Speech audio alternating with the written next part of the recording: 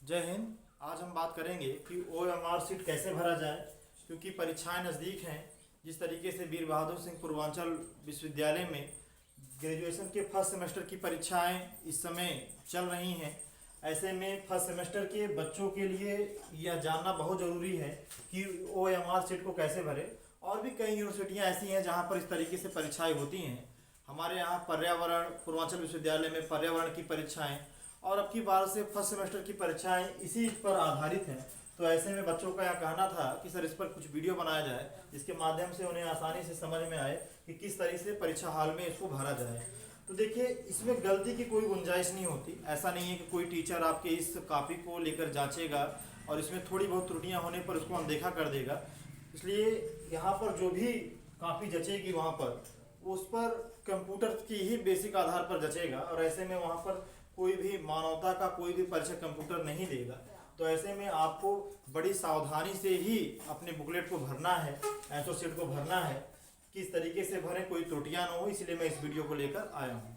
देखिए, सबसे पहले तो आपको यह भी ध्यान देना होगा कि परीक्षा हॉल में आप व्हाइटनर और ब्लेड का प्रयोग न करें। व्हाइटनर एवं ब्लेड का प्रयोग वर्जित है, क्योंकि यह जो व्हाइटनर और ब्लेड का प्रयोग आप अगर करेंगे, कोई गलत भर देंगे उस पर, अगर व्हाइटनर और ब्लेड का प्रयोग करेंगे तो भाई कंप्यूटर उसको अनदेखा नहीं करेगा और उसको कैंसिल भी कर सकता है, रद्द कर सकता है। इसलिए आप कभी भी परीक्षा हॉल में व्हाइटनर और ब्लेड का प्रयोग न करें। चलिए अब इस समझते हैं इस तरीके किस तरीके से भरा जाएगा। सबसे पहले देखिए, आपके जो आंसर शीट है उसमें रोल नंबर लिखा होगा ऊपर, वह शब्दों में लिखा होगा। हो सकता है कि अंकों में भी लिखा रहे। अगर शब्दों में लिखा है तो आपको, जैसे यहाँ पर देखिए अनुक्रमांक मैंने लिखा है 2 0, तो आपको ऐसे पे लिखना है 2 0, ऐसे करके लिखना है 2 0 6 5 9 1 7 2 8 5।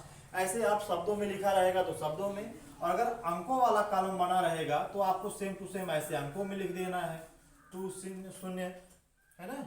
तो आपको कोई भी समस्या ऐसे में नहीं होने वाली। ऊपर में अगर शब्दों में लिखा रहेगा तो आप ऐसे शब्दों में लिख देंगे, और अगर अंकों में लिखा रहेगा तो आप इस तरीके से लिख देंगे।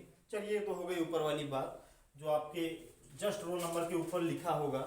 उसके बाद देखिए, जो बड़ा ही इंपॉर्टेंट है, जहाँ पर बच्चे फंस जाते हैं और कुछ ऐसा कर देते हैं कि एक लाइन में ही पूरा सारा चीज़ भर देते हैं, जिससे उनका रोल नंबर गड़बड़ हो जाता है। ऐसे में देखिए, जैसे रोल नंबर है 2 0 6 5 9 1 7 2 8 5।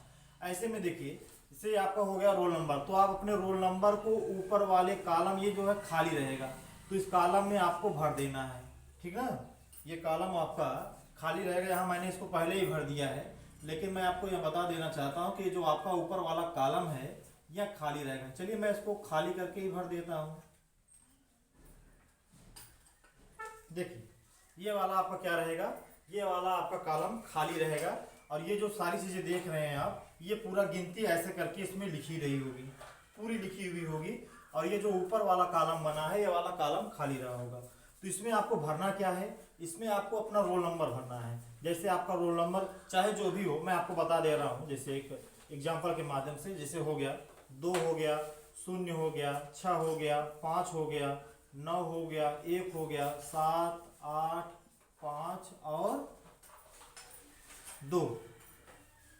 ऐसे करके आपको अपना रोल नंबर पहले भर देना है। अब देखिए, इसके नीचे क्या भरना है ना। इसके नीचे आप क्या भरेंगे, तो देखिए ऐसे करके गिनतियां लिखी होंगी। ऊपर 0 होगा, फिर 1 होगा, 2 होगा, 3 होगा, ऐसे करके 9 तक गिनतियां लिखी हुई होंगी। आपको जैसे ऊपर 2 है तो आपको देखना है कि 2 के नीचे वाली लाइन में 2 किस स्थान पर है। तो देखिए 2 यहाँ पर किस स्थान पर है, यहाँ पर है। तो आपको इस 2 को पूरा ब्लैक कर देना है। अब ब्लैक करने में आपको यह भी ध्यान देना होगा कि जो गोला होगा उस गोले के बाहर आपका गोला ना हो, है ना। उस गोले के बाहर आपका गोला ना हो, उस गोले के अंदर ही आप उसको क्या कर देंगे, पूरा ब्लैक कर देंगे। कहीं से कोई समस्या नहीं होनी चाहिए, आपको कहीं बाहर नहीं करना चाहिए, कोई कट पिट नहीं करना चाहिए, गोला आधा अधूरा नहीं छोड़ना चाहिए। पूरे गोले को आप क्या कर देंगे, ब्लैक कर देंगे। देखिए, इस मार्कर से हम बना रहे हैं, थोड़ा सा स्पेस इसमें बच जा रहा है, लेकिन आपको अपने बाल पेन के माध्यम से एक ब्लैक पेन लेंगे, और उसके अलावा कोई पेन ना लीजिएगा, ब्लैक पेन ही लीजिएगा।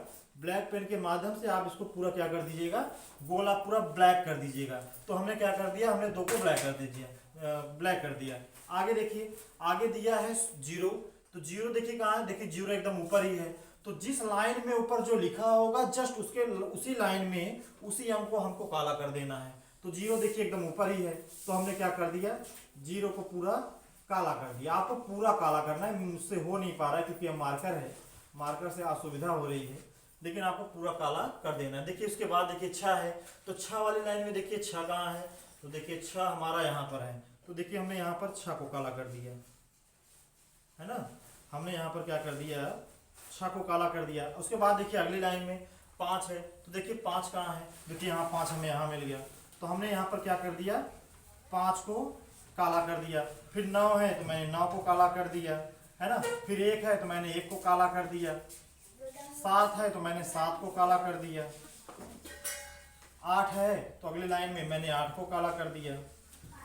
5 है तो मैंने 5 को काला कर दिया।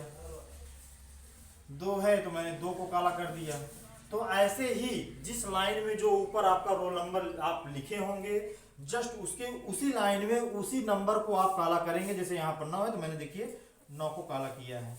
ऐसा नहीं कि आप एक ही लाइन में सारे रोल नंबर को काला कर दीजिएगा, जो रोल नंबर आप ऊपर लिखे होंगे जस्ट उसके ही नीचे वाले लाइन में आपको ब्लैक करना होगा। गोले के बाहर नहीं जाना चाहिए, गोले को आधा ब्लैक नहीं करना है, कोई कट पिट नहीं करना है, पूरा आपको गोला ब्लैक करना है, तभी आपका ये जो है वैलिड माना जाएगा। चलिए ये तो हो गई भाई रोल नंबर की बात। देखिए सेंटर कोड भी लिखा होगा, जो आपका कक्ष निरीक्षक होगा, जो गाड़ी कर रहा होगा, आप अपने कक्ष निरीक्षक से बात करके सेंटर कोड को पूछ लीजिएगा। मैंने यहाँ पर सेंटर कोड लिख दिया है, लेकिन आप अपने कक्ष निरीक्षक से बात करके सेंटर कोड पूछ लीजिएगा कि वहाँ का कि सेंटर कोड क्या भरा जाए, है ना। कोई भी जल्दबाजी बच्चा नहीं करेगा, जल्दबाजी में आपको नहीं भरना है। अगर आपको कोई चीजें समझ में नहीं आ रही हैं तो आपको वहीं पर रोक देना है, अपने कक्ष निरीक्षक से बात करने के बाद ही आप भरेंगे, कोई भी जल्दबाजी आपको नहीं करना है। तो जैसे सेंटर कोड है, जैसे कि मुझे सेंटर कोड पता है कुछ, तो मैंने अपना भर दिया 659। क्या भर दिया मैंने, 659 भर दिया। तो आप अपने यहाँ पर जहाँ पर आपका सेंटर गया है, जहाँ पर आप परीक्षा बैठ रहे हैं, परीक्षा हॉल में बैठकर, वहाँ पर आप अपने कक्ष निरीक्षक से सेंटर कोड पता करके सेंटर कोड भर लीजिएगा। यहाँ भी वही प्रक्रिया आपको करनी है, जैसे कि मैंने आपको पहले बता दिया था रोल नंबर वाले में। जैसे कि यहाँ पर 6 है तो मैं 6 को देकर ब्लैक कर दूंगा, है ना। यहाँ पर 5 है तो मैं 5 को देकर ब्लैक कर दूंगा। यहाँ पर कितना है, 9 है तो मैंने 9 को देकर ब्लैक कर दिया। तो ऐसे ही आपको देकर भरना है, जो ऊपर आपका अंक रहेगा उसी को देकर नीचे वाली लाइन में ब्लैक करना है। अगले में दिया होगा क्लास दिया होगा, तो आप किस ग्रेजुएशन में क्या कर रहे हैं, आप बीए कर रहे हैं कि बीएससी कर रहे हैं कि बीकॉम कर रहे हैं, आपको वही करना है। जैसे कि आप बीए कर रहे हैं तो आप इस कॉलम में क्या कर दीजिएगा, बीए लिख दीजिएगा। बीए करने के बाद आप इसको क्या कर दीजिएगा, काला कर दीजिएगा, है ना। इसको क्या कर दीजिएगा, इस गोले को आप काला कर दीजिएगा।